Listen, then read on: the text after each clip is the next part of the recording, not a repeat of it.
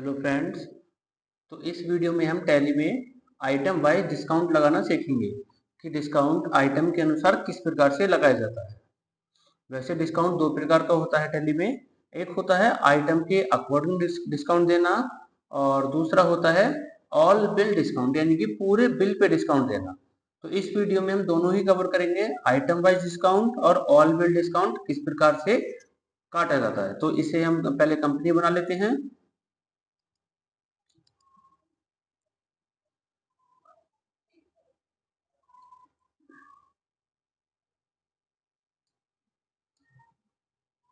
और कंपनी बनाने के बाद में सबसे पहले हमें स्टॉक आइटम बनाने हैं। तो स्टॉक आइटम के लिए इन्वेंट्री इन्फो पे जाएंगे और यूनिट्स पे जाएंगे और क्रिएट करेंगे पीसीस और केजी। बैक जाएंगे। अब सबसे स्टार्टिंग में यहाँ पे हम स्टॉक आइटम बनाते हैं। अपने अकॉर्डिंग कुछ भी हम आइटम्स ले सकते हैं।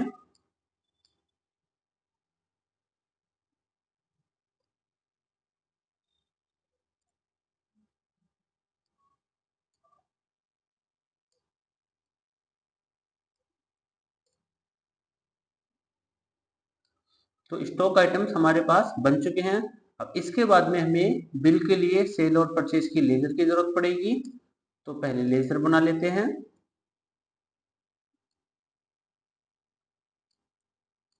और एक लेजर बना लेते हैं कैपिटल की। तो कैपिटल लेजर कैपिटल अकाउंट में जाएगी।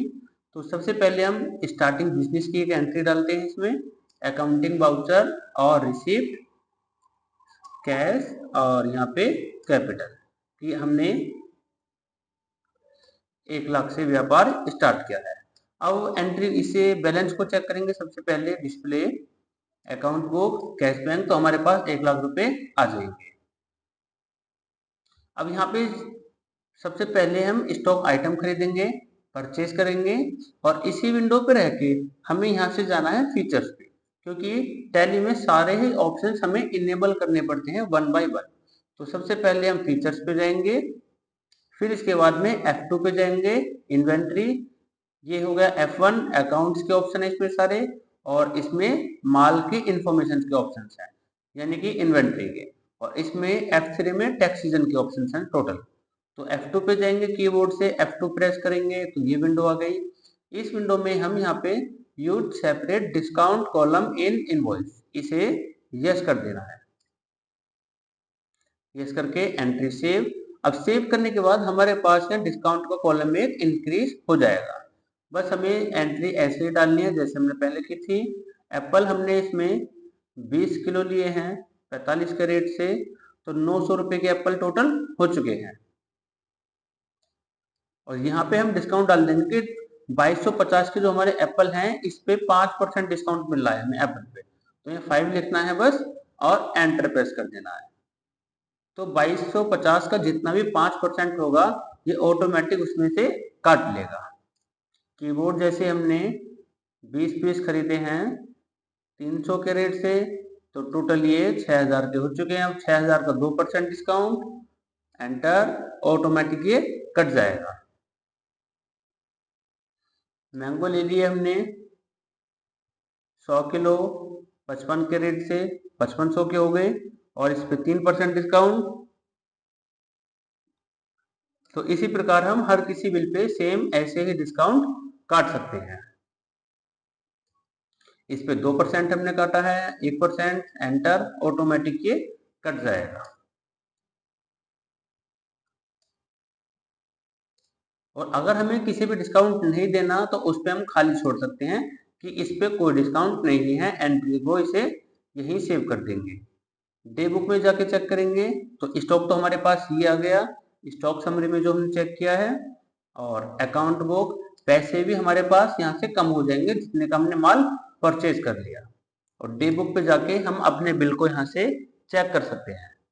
इसी विंडो पर है कि जैसे ही हम ऑल्ट पी प्रेस करेंगे, ऑल्ट पी एंटर, तो ये विंडो ओपन होके आएगी। इसे जूम करके चेक करेंगे तो बिल का हमें प्रिंट यहाँ पे शो हो जाएगा कि किस आइटम पे हमने कितने % डिस्काउंट काटा है। इस पे 5% हो गया, इस पे 2%, इस पे 3% और इस पे 1% और इस पे 0%। सेम ऐसे ही सेल्स का बिल निकालना है, तो इस पे जाएंगे अकाउंटिंग बाउचर में और सेल्स पे जाएंगे। कैश सेलेक्ट किया, सेल किया हमने यहाँ से, क्योंकि सेल की हमने लेजर बना रखी थी। अब एप्पल हमारे पास 50 किलो है, इसमें हमने 20 किलो एप्पल सेल किए। अब अगर हम इसमें सेल परचेज का प्राइस भूल जाते हैं कि हमने किस रेट में ये परचेज किया था, तो उसके लिए हम इसी विंडो पे कर्सर रखेंगे और स्टॉक क्वेरी पे जाएंगे। तो स्टॉक क्वेरी उसका स्टैंडर्ड कॉस्ट बताएगी कि हमने 45 के रेट से खरीदा था। बैक जाएंगे तो हम यहाँ से अपने अकॉर्डिंग 45 से फालतू रेट डाल सकते हैं। और इस पर भी डिस्काउंट देना है तो 1%, 2%, हम अपने अकॉर्डिंग इस पर भी कितना भी डिस्काउंट दे सकते हैं। ऑल्ट एस प्रेस करेंगे इसके लिए भी, स्टॉक क्वेरी के लिए ऑल्ट एस, क्योंकि एस तो यहाँ पे हैगा और इसके जस्ट नीचे एक सिंगल लाइन आ रही है। तो सिंगल लाइन का मतलब है कि वो शॉर्टकट की ऑल्ट के साथ हमें प्रेस करनी है, ऑल्ट एस। तो इसका स्टैंडर्ड कॉस्ट है 300। सेल किया हमने ये 340 के रेट से, 2% डिस्काउंट, ये कट गया। ओके फ्रेंड्स, तो सेल और परचेज पे सेम हम इसी प्रकार से डिस्काउंट काट सकते हैं, कितने जो भी हमें अपने अकॉर्डिंग काटना। फिर इसके बाद में नेक्स्ट टॉपिक है item wise discount. Item wise तो हो गया ये, अब है ऑल बिल डिस्काउंट देना। ऑल बिल में क्या होगा कि हमारा जितना भी आइटम है वो जितने रुपए का भी बैठेगा तो उस पे हम डिस्काउंट देंगे। अब इस ऑप्शन को वापस डिसेबल कर लेते हैं, F11 पे जाएंगे और F2 पे, और इसे हमने ये डिसेबल कर दिया नो, और एंट्री को सेव कर दिया इस विंडो को। अब यहाँ पे हम जब चेक करेंगे परचेज या सेल में किसी में भी, तो हमारे पास में वो कॉलम यहाँ से गायब हो जाएगा। अब यहाँ पे ओनली सिंपल सिंपल आ रहे हैं। अब ऑल बिल डिस्काउंट में क्या होगा, सपोज करो हमारे पास में ये डेटा है और बिल बैठा हमारा इसमें 14,665 का, तो इसमें मुझे क्या काम करना है, 14,665 का 3% डिस्काउंट देना है। यानी कि पहले तो हमने आइटम के अकॉर्डिंग किया था, अब हमें करना है पूरे बिल पे डिस्काउंट। तो इसके लिए हम एक पहले लेजर बनाएंगे, डिस्काउंट नाम के लेजर बनाएंगे जो कि हम इनडायरेक्ट एक्सपेंस में रखेंगे। अब स्टॉक आइटम खरीदते हैं, सबसे पहले परचेज किया कैश में, एक एक करके सारी एंट्रीज हम यहां से फिल कर लेते हैं।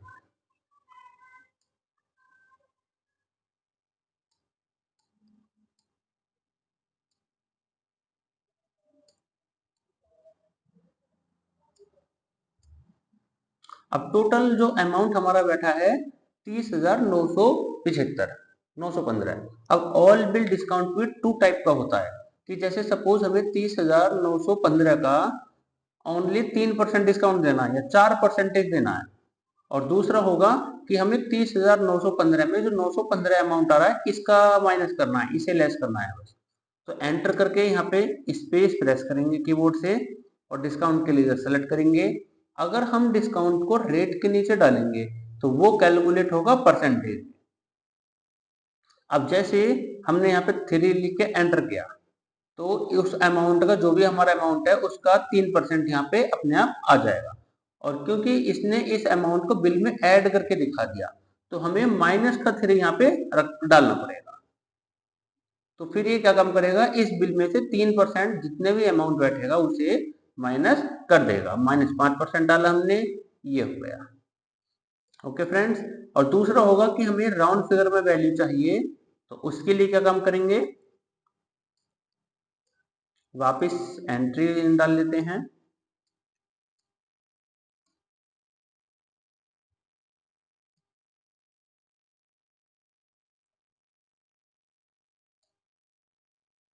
अब टोटल जो अमाउंट हुआ है हमारे बिल का 33,245 रुपए, तो हमें 245 लेस करने हैं।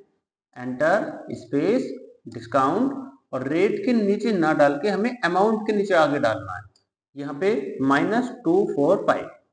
तो ये क्या काम करेगा, इस बिल में से 245 को ऑटोमेटिक माइनस कर देगा।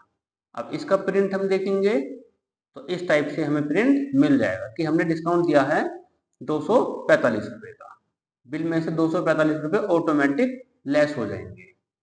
इसमें हो गया परसेंटेज का, 5% डिस्काउंट ऑटोमेटिक माइनस कर देगा। और अगर हमें बिल पे कोई अमाउंट जोड़ना हो, जैसे सपोज मुझे भाड़े का चार्ज जोड़ना है, delivery charge bill pay add करके दिखाना है, तो इसके लिए भी हमें एक लेजर बनानी पड़ेगी। जैसे हमने डिलीवरी चार्ज की लेजर बनाई है, इनडायरेक्ट एक्सपेंस, और यहां से हम माल सेल या परचेज करेंगे। इसमें हमने क्वांटिटी डाल दिया एक एक करके कि कितना कितना माल हम यहां से खरीद रहे हैं।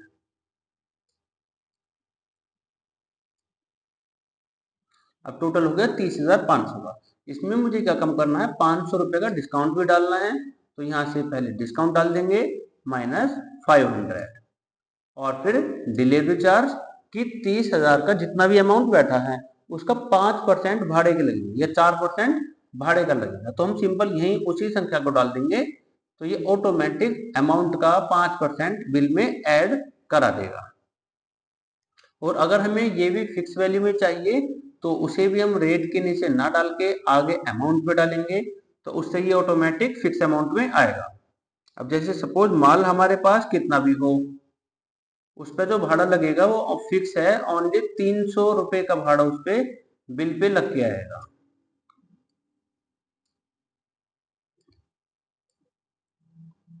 जैसा सेम परचेज पे होता है, सेम टू सेम ऐसा ही सेल पे है। स्पेस यहाँ से हम डिस्काउंट भी काट सकते हैं, बट हम डिलीवरी चार्ज ऐड करेंगे 300 रुपये, तो ये इस अमाउंट को बिल में ऐड कर देगा। डे बुक पे जाके चेक करेंगे इसे, डिस्प्ले डे बुक, और ये रहे सारे बिल, ये रहा alt P enter, alt Z से जूम करेंगे तो इसने डिलीवरी चार्ज के नाम पे 300 रुपये और बढ़ा दिए। बिल पहले कितने का था, 63,895, और अब हो चुका है 64,195। अगर डिस्काउंट देना चाहें तो हम इसी के नीचे भी डिस्काउंट दे सकते हैं। ओके फ्रेंड्स, तो इस वीडियो में हमने आइटम के अनुसार डिस्काउंट लगाना सीखा कि अगर हमें किसी बिल पे आइटम के अनुसार डिस्काउंट देना हो तो उसे कैसे देते हैं, और ऑल बिल डिस्काउंट देना हो तो वो कैसे दिया जाता है, अगर कोई हमें खर्चा ऐड करना हो तो उसे कैसे ऐड करते हैं। ओके फ्रेंड्स, तो जैसे हमने परचेज पे बिल निकाले हैं, सेम टू सेम ऐसे ही सेल पे लगेगा। सपोज हमें सेल करनी है तो सेल पे भी हम जैसे परचेज का किया था ऐसे ही हम सेल पे भी कर सकते हैं।